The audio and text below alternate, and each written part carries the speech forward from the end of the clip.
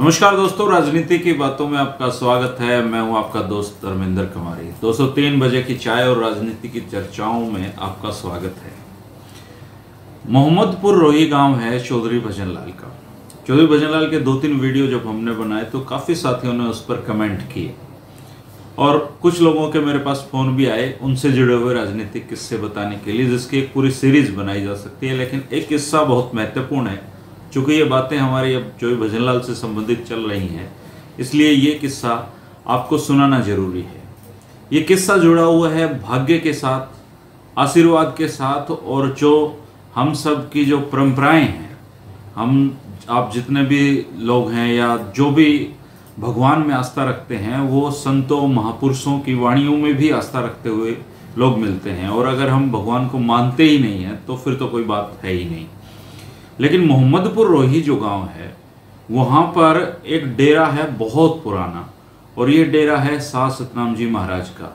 उसके बाद शाह सतनाम जी महाराज ने ज़िंदगी में बहुत बड़े बड़े उनके अनुयायी हुए और डेरे हुए उनके, लेकिन जो एक छोटा सा डेरा उनका मोहम्मदपुर रोही गांव में भी है। और ये गांव चौधरी भजनलाल का गांव है। चौधरी भजनलाल के ये उस दौर की बात हमारे एक दर्शक हैं राजवीर बिश्नोई जी, उन्होंने मुझे फ़ोन करके ये बात बताई है, और बाकी 2-3 लोगों ने भी इस बात की पुष्टि की है कि हाँ, ये घटना ऐसी हुई थी।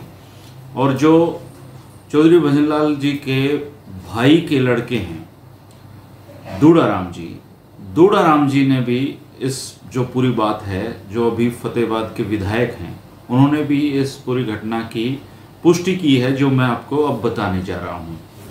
तो मोहम्मदपुर रोही गांव में खैरात जी, जो मनफुल जी और चौधरी भजनलाल जी के पिता थे, वो गांव में खेतीबाड़ी करते थे, अपना वहाँ रहते थे। और परिवार उनका जो था, उनकी जो आर्थिक स्थिति थी, जैसे गांव में सबकी होती है उस जमाने में, उतनी ही थी। तो सर्दियों के दिन थे, और सर्दियों के दिनों में एक रात को शाह सतनाम महाराज जी वहाँ पर सत्संग करने के लिए आए हुए थे। सत्संग करते हुए बड़ी ज़्यादा उस समय ठंड पड़ती थी, और कोई इस तरह के इंतजाम तब हीटर वगैरह के होते नहीं थे। तो शाह सतनाम जी ने गांव के ही एक व्यक्ति को गोशों का इंतजाम करने के लिए कहा, और जो उपले कह लो, कंडे कह लो, गोसे कह लो इनको। तो उस व्यक्ति ने अपने जो गोसे लाने के लिए जो व्यवस्था बनाई, वो व्यवस्था ऐसी थी कि वो कुछ बच्चों को अपने साथ लेकर गया, और जो चौधरी भजनलाल के पिता थे खैरात जी, उनके जो बिटोड़े हैं वहाँ से वो गोसे उठा कर ले आए। और सारी रात उन गोसों का उपयोग शाह सतनाम जी महाराज और बाकी लोगों ने अपनी सर्दी भगाने के लिए किया। और जब बिल्कुल सत्संग का समापन होने को जा रहा था, तो शाह सतनाम जी ने ये कह दिया कि भाई, ये गोसे जिसके घर से आए थे, आज तो उसके भाग खुल गए हैं, क्योंकि इन गोसों की वजह से हम सारे ने इतने सत्संग का लाभ लिया है।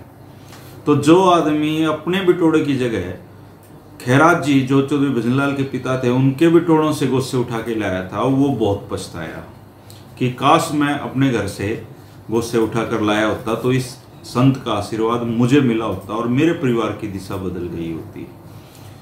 और उस समय जब ये बात खैरात जी ने सुनी, तब खैरात जी को भी कभी ये उम्मीद नहीं रही होगी कि वो जिंदगी में उनका जो परिवार है वो हरियाणा की राजनीति में इतना बड़ा नाम कमाएगा।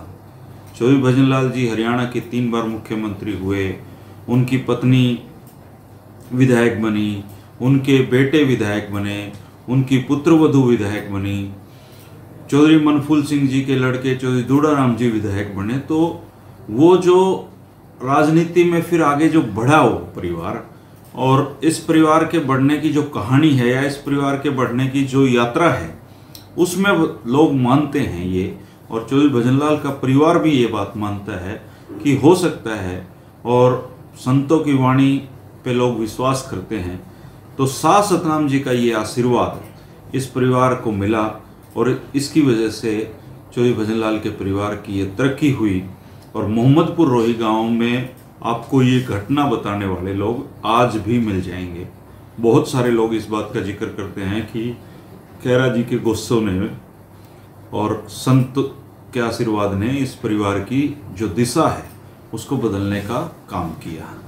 अगर आपके पास भी इस तरह के कोई राजनीतिक किस्से हों, जानकारियाँ हों, तो आप ज़रूर शेयर किया कीजिए दोस्त। आपकी वजह से इस तरह के किस्से सामने आ पाते हैं और आपकी वजह से ही हरियाणा की जो पॉलिटिक्स है, जिसके छुपे हुए बहुत जो रहस्य उजागर हो रहे हैं, वो आप सब लोगों की योगदान की वजह से उजागर हो पा रहे हैं। मैं राजवीर बिश्नोई जी का और बाकी जिन लोगों ने ये घटना मुझे बताई है, सबका आभार प्रकट करता हूँ। और बाकी दोस्त जिनके पास राजनीतिक किस्से हैं, वो ज़रूर कमेंट करें। चैनल को अगर आपने सब्सक्राइब नहीं किया है तो चैनल को सब्सक्राइब कर लें। 3 बजे राजनीति की बातों का सिलसिला चाय की चुस्की के साथ ज़रूर लें और आनंद में रहें। शुक्रिया। कल फिर मिलेंगे एक और राजनीति की बातों के साथ। नमस्कार।